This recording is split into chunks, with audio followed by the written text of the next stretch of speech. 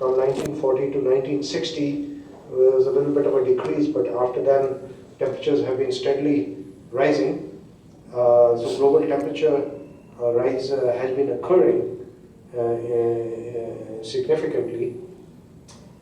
This is over the last 650 years.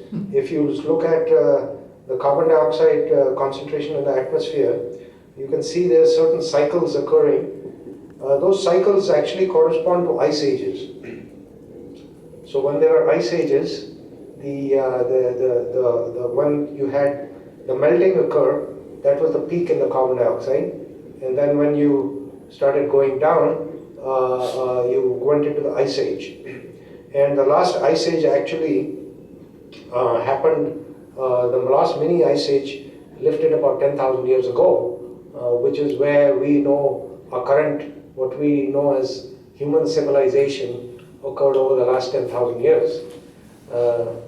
Before that, ice ages had been occurring for several million years, but you can see the carbon dioxide going up, and then all of a sudden, in our recent times, the carbon dioxide has just simply shot up, and you can see where 2014 is compared to where it has shot up.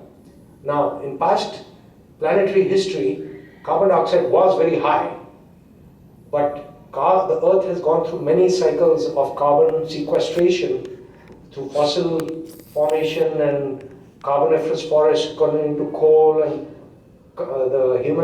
the animal masses turning into fossils and getting buried. And so the Earth has been over hundreds of millions of years been taking carbon dioxide out of the atmosphere, and it had reached this low level, which was very favorable for human species and for other animal life as we know it.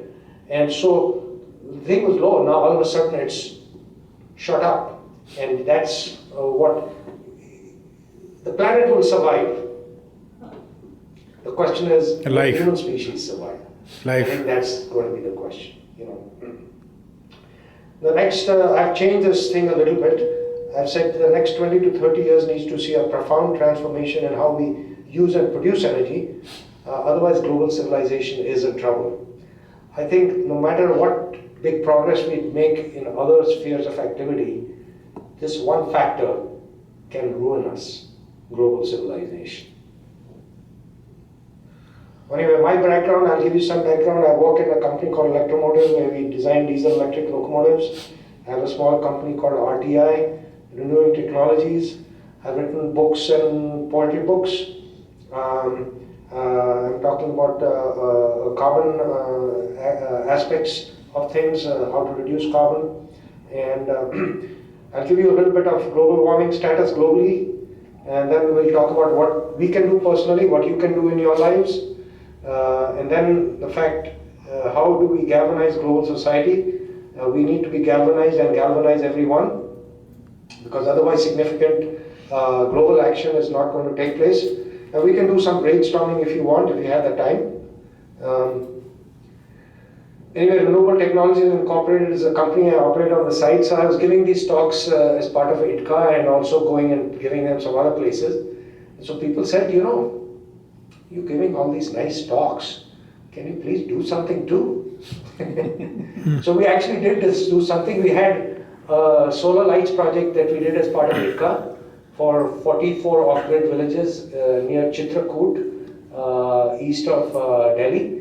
And it's at the border of Madhya Pradesh, at a place, organization, the India Research Institute.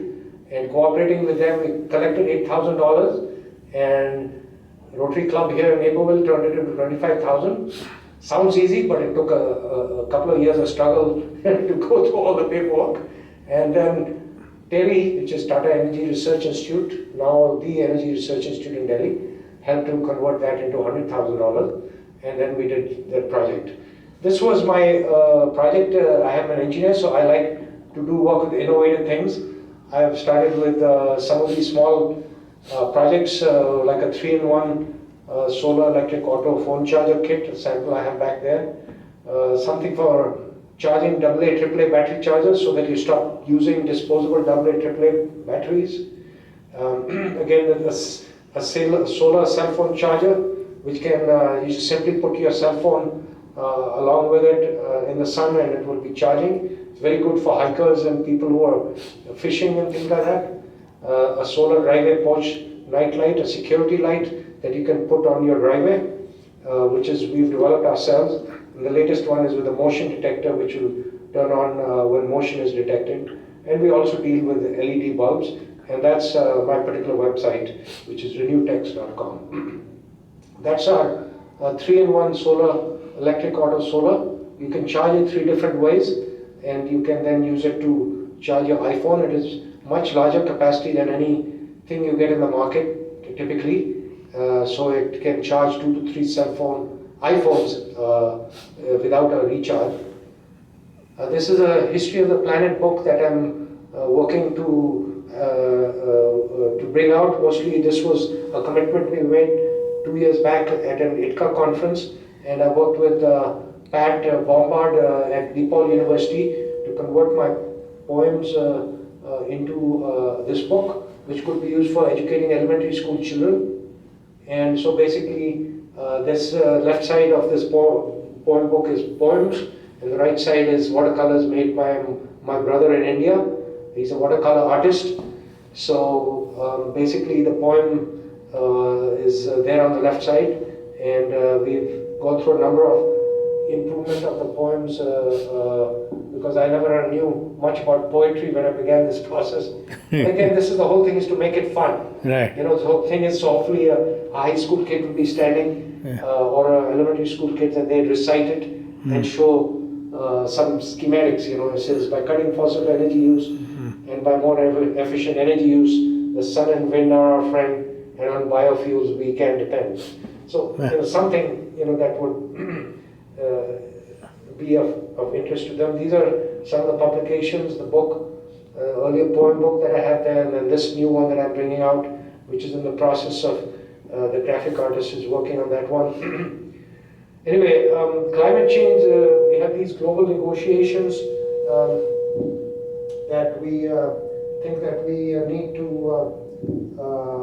the global negotiations that we need to, I think it's caused by too much interference between these cables.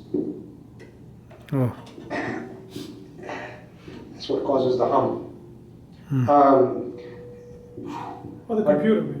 Anyway, so these climate change negotiations are going to occur.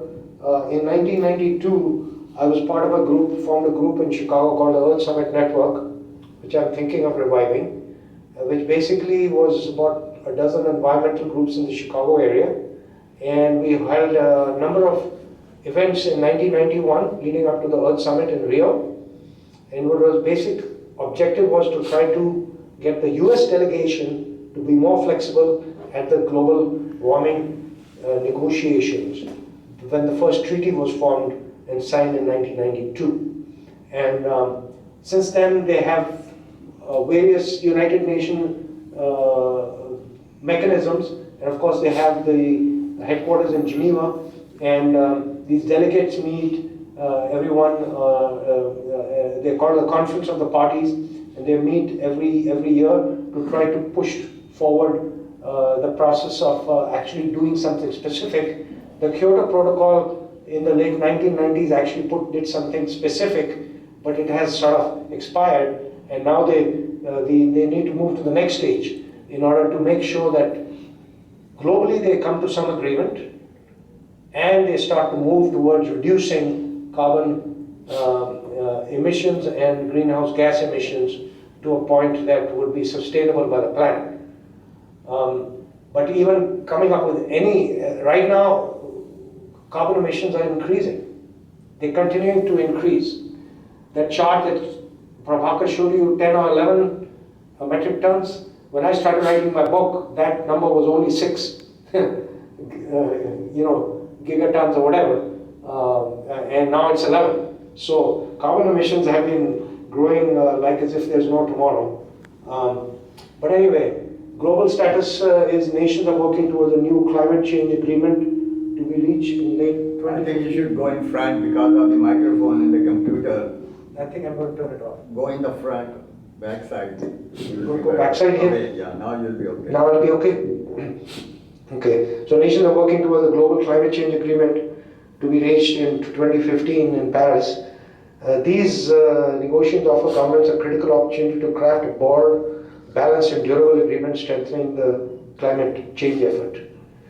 You can realize the difficulty this faces when you can see the kind of discussion that take place in the politics in the US.